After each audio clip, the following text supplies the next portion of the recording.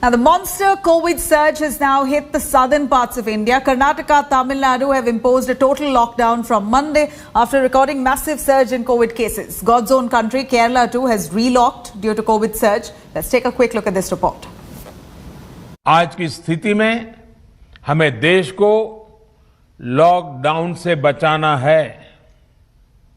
मैं राज्यों से भी अनुरोध करूंगा कि वो लॉकडाउन को अंतिम विकल्प के रूप में ही इस्तेमाल करें। This was Prime Minister Modi couple of weeks back urging the states to only impose lockdown as a last resort. And now the COVID situation has become so grim that the state after state are imposing lockdown. After Western India, the coronavirus second wave is gripping the southern states, which are now emerging as the new hotspots. The fight against the virus is the #1 priority of every state. And the first major decision of the newly sworn in Tamil Nadu CM, Stalin, was a lockdown. After registering their biggest single-day COVID spike with over 26,000 new infections, Stalin said that he had no option but to go for a 14-day lockdown. Prime Minister Modi also spoke to him, taking stock of the situation. Only restaurants will have takeaway services. E-commerces like Dunzo, Swiggy and even Zomato will be operational during this lockdown period. And similarly, they've requested that all private organizations which are not essential services will have to work from home.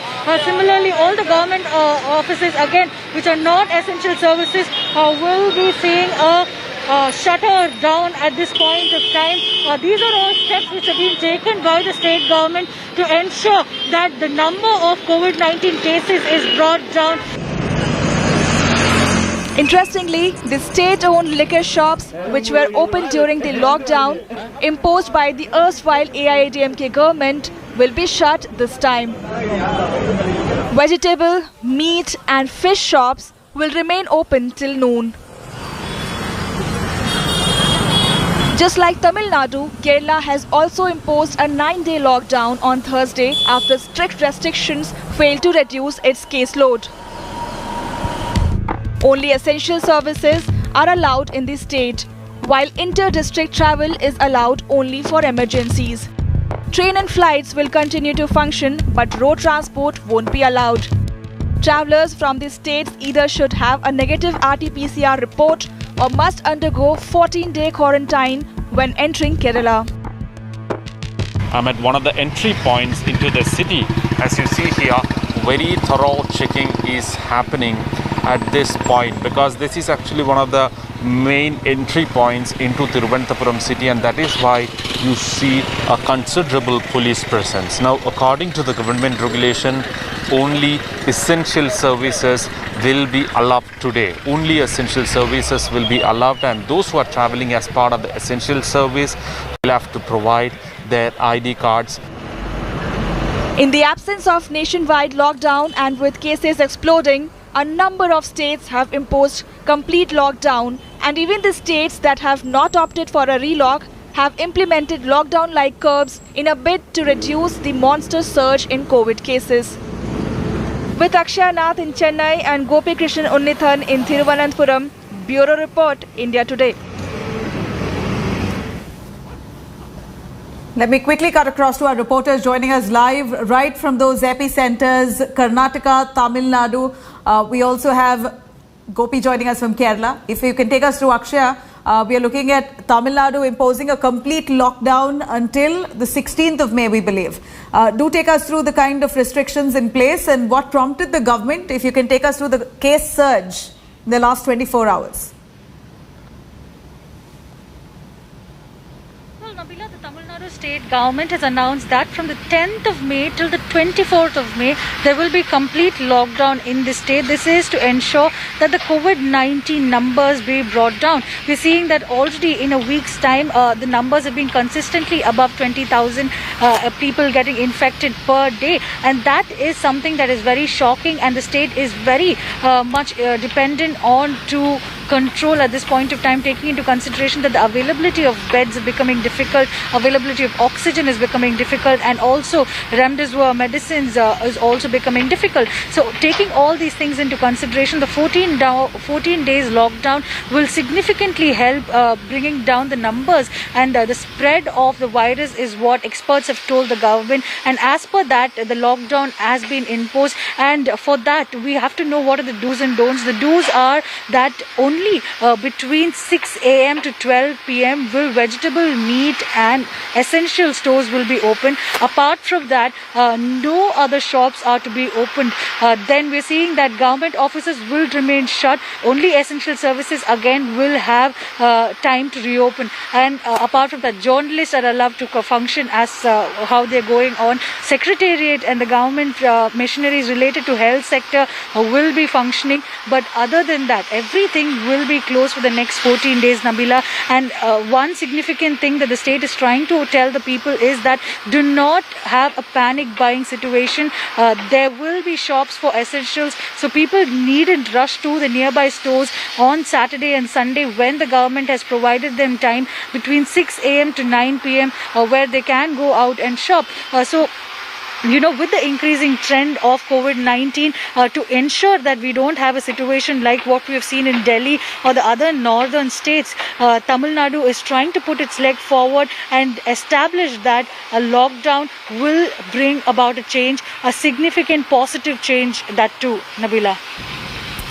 Thank you very much, Akshay. But do stay with us. Let me quickly cut across to Gopi joining us from Kerala right now. Gopi, even Kerala is being very cautious despite all efforts that Kerala has taken, being setting an example on many levels. We're still seeing a case surge in Kerala and a lockdown now. Well, absolutely, Nabila. That is exactly what we see after going through the daily tally of cases. Even today, Kerala has reported over 40,000 to be precise. 41,971 fresh cases. So that indeed is a huge number and a matter of concern for the state administration and also for the people. Even if you look at the number of deaths, it's been constantly on the rise. Today the state reported around 64, which if I'm not wrong, is a larger single day tally. So certainly the situation is quite alarming in Kerala, and that is exactly why the state government has called for a statewide lockdown. And what we see here on the streets are the reflection of that lockdown. There are hardly any vehicles, though you might see 2 or 3 vehicles or two-wheelers or cars on the road. These are mostly related to the essential services. It's in fact about 5:06 in the evening, and even at this time you can actually see the police officers. They're on their job. They're trying to verify each and every vehicle which is coming. Even though you do not really see a crowd over here, the police officers are on the job right from the morning, and this is exactly what we could see all across the state, because we have been trying to travel across the district. We have been trying to go to the state borders, and we could see that this is exactly what you would see at any point. You might be able to travel some 200 meters or 1 kilometer on a road, and you will encounter 2 or 3 such checkpoints. This is how the state police, the state administration is managing or trying to ensure that the curbs are in place and the people adhere to the government regulations of lockdown. Gopi, thank you very much. I hope all of y'all are staying safe amid the pandemic. Our reporters are out there in all those sensitive zones. We're only praying that our reporters are all right. Now, the COVID monster surge there, deepening its grip in southern states. Karnataka turning out to be the real epicenter with a massive caseload now. The government has already imposed a stringent lockdown in place due to rising infections. Let's take a look at this quick report. Karnataka fast turning into a COVID epicenter. Karnataka recorded 48,781 new coronavirus cases in last 24 hours. Average cases over the last 3-4 days have been hovering around 45 to 48,000 mark. Capital Bengaluru accounted for nearly 21,376 infections. This has forced Karnataka government to go for a stricter lockdown with stringent measures from 10th May to 24th May. Government has decided to impose stringent measures to check the spread of the disease and death. Restriction will be imposed. Soon after the announcement, cops started to seize vehicles which were commuting without valid reason. ಏನಾದರೂ ಹೋಟೆಲ್ಗೆ ಹೋಗಿ purchase ಮಾಡಬೇಕಾದ್ರೂ by ವಾಕೇ ಹೋಗಬೇಕು. There is no movement by vehicle. Only neighbourhood ಶಾಪ್ಸ್ಗೆ ನೀವು by walk ಹೋಗಿ ತಗೊಂಡು ಬರಬೇಕು. So why exactly is Bengaluru in the eye of the storm? What is leading to this surge? Karnataka Minister Arvind Limbavali, who manages COVID-19 call center and handles timely treatment of COVID patients, reveals that 10 to 15 patients in home isolation do not respond and they are spreading the virus. I got the feedback about 13 to 15% people are not responding, which is very serious. A positive case not responding, maybe they are spreading this disease. Principal opposition party Congress is in no mood to listen to government's excuses. They claim that the state is short on supplies of medicines, oxygens and beds. Because in one hospital 28 people died out of lack of oxygen, and yesterday nearly 40 people across the state have died because there is no proper supply of oxygen. Where is the health minister? Why is he absconding from the scene? We are not seeing him anywhere. He is not taking any review. To streamline government's response, CM Yediyurappa has delegated responsibilities to his cabinet colleagues and is hoping that Karnataka witnesses a decline within a fortnight like Maharashtra. The government is in a catch-22 situation with rising infections and collapsing economy. The chief minister wants to balance both very carefully, but the opposition says it's the time that is running out right now. It's the rising cases that has to be controlled now, or it will be never, warn the health experts. Nagarjuna for India Today. All right, I have Nagarjun himself joining us live. Nagarjun, I hope you're all right. Karnataka has now gone into a complete lockdown.